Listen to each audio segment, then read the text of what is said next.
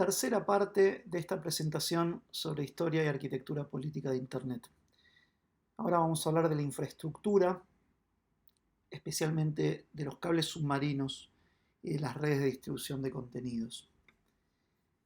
Tienen un video ahí nombrado que seguramente ya hayan visto porque debería estar incluido en la playlist antes de este video que están viendo ahora. Esto que ven acá son los cables submarinos que llevan el 90 y pico por ciento del internet que circula entre los continentes. El resto lo hace de manera satelital, más lento y más caro. Pero démonos una idea de que no hay infinitos cables submarinos, sino unos 400 aproximadamente, aunque se trata de una cifra en expansión, en crecimiento relativamente rápido. Ahora, lo que uno puede ver aquí es que hay cierta concentración, ¿no? Entre América del Norte y Europa, o entre América del Norte y Asia, vemos numerosos cables, acá o acá.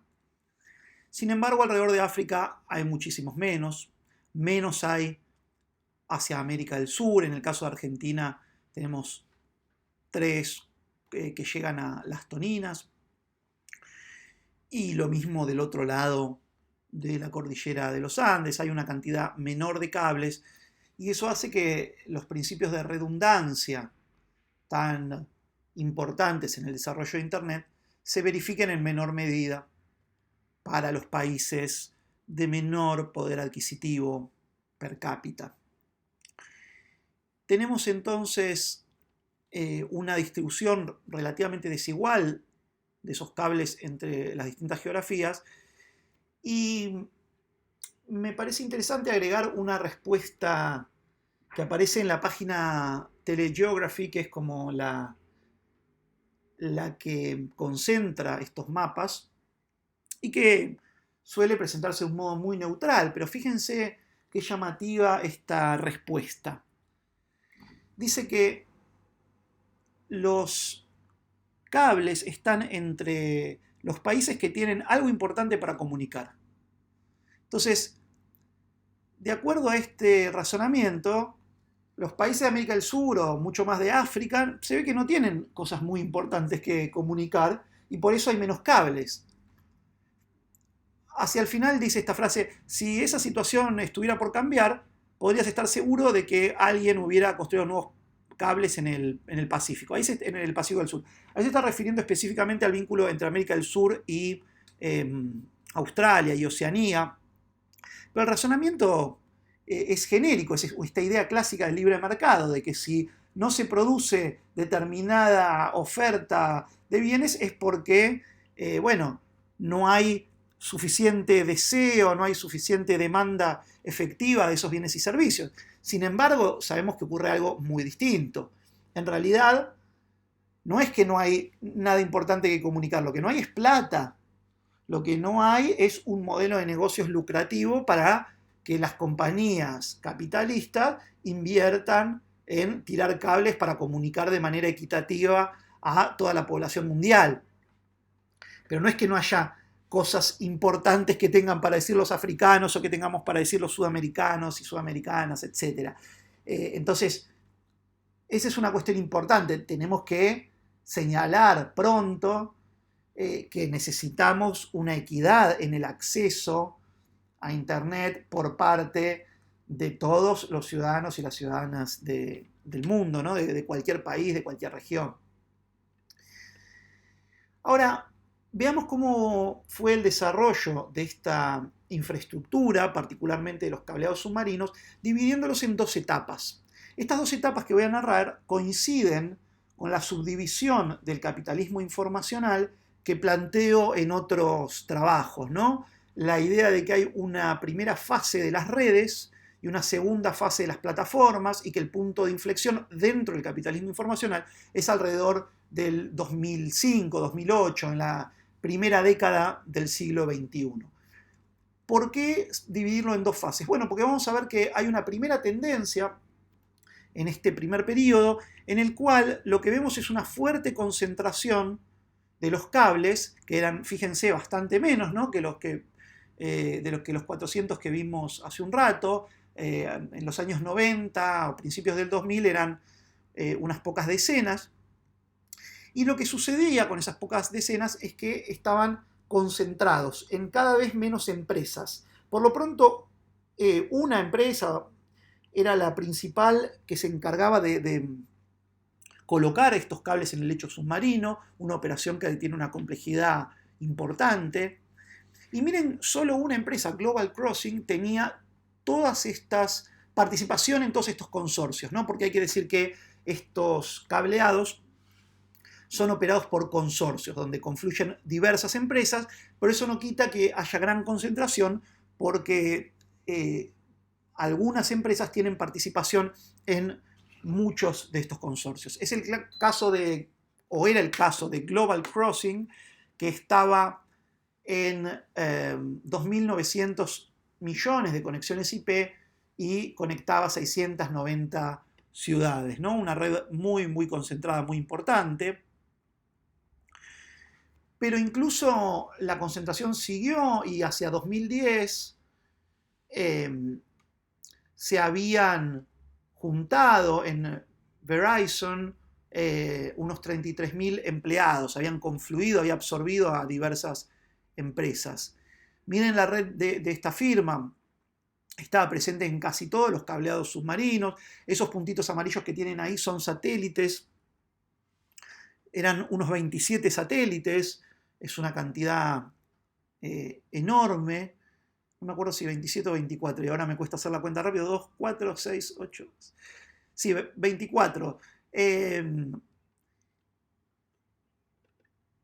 Lo cual es fácil entender que da una idea de concentración. Ahora, esta concentración en manos de empresas de la infraestructura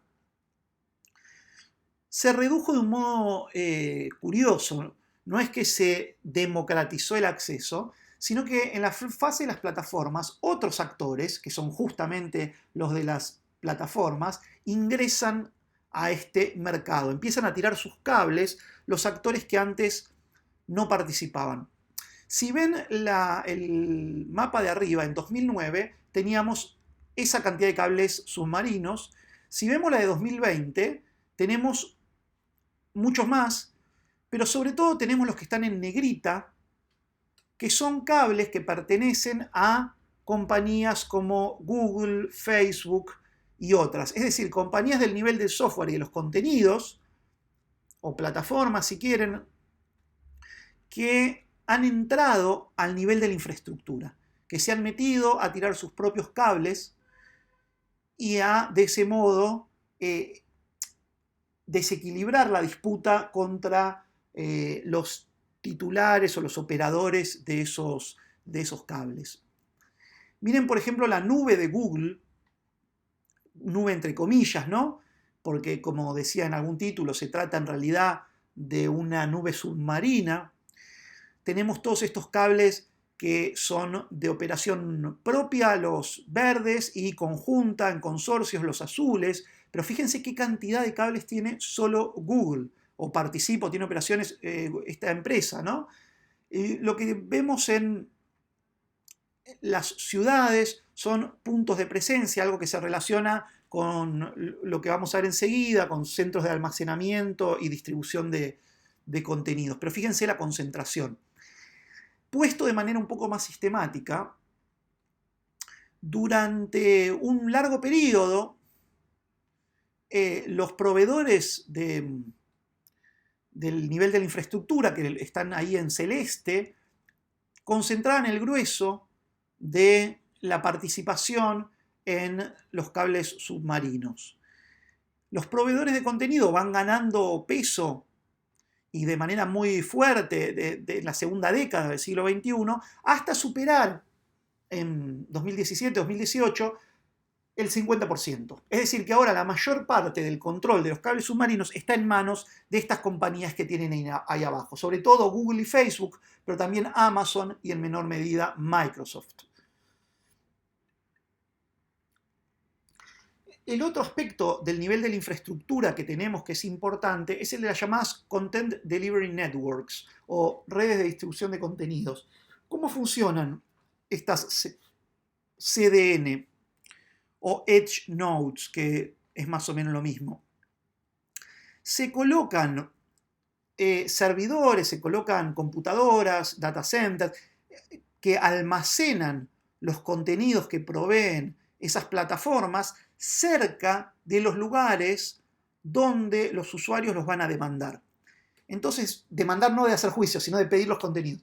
Entonces, así se evita que esos contenidos, que esa información recorran Internet y por ende que recorran los cableados submarinos y se los coloca más cerca de donde van a ser distribuidos. Por supuesto, esto requiere una inversión muy importante, pero lo que generan estos CDN es que la distribución de contenidos viaje a velocidad distinta.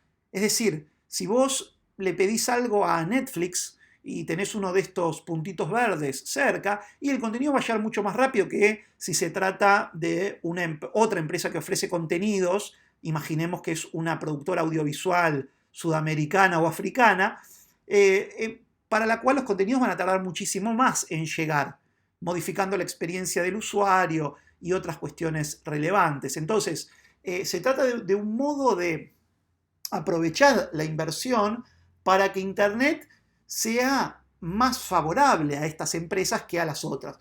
Me interesa destacar esto porque estas firmas son las que abogan por, entre comillas, la llamada neutralidad de la red, pero sin embargo este procedimiento no favorece la neutralidad, no favorece que todos los actores tengan un acceso similar a la información, sino que hace que algunos actores tengan mucho más poder que otros para distribuir sus contenidos. Entonces, unas breves reflexiones para cerrar. Una tarea para los estados que quieran asegurar acceso a los flujos de información digital a sus ciudadanos está necesariamente en colocar a la infraestructura internacional en la agenda de las discusiones públicas. Este tema de que quienes tiran cables submarinos sean grandes firmas, ya sea del nivel de los contenidos o de la infraestructura, pero que los estados chicos, que los estados como el argentino no tengan esta discusión en la agenda pública, es un poco problemático.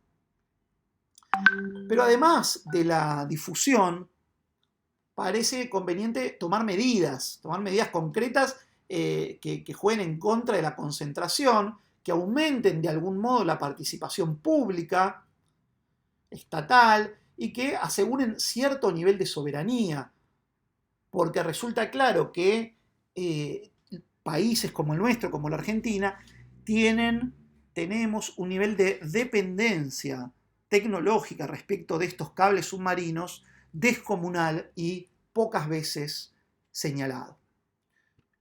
Eso es todo. Muchas gracias.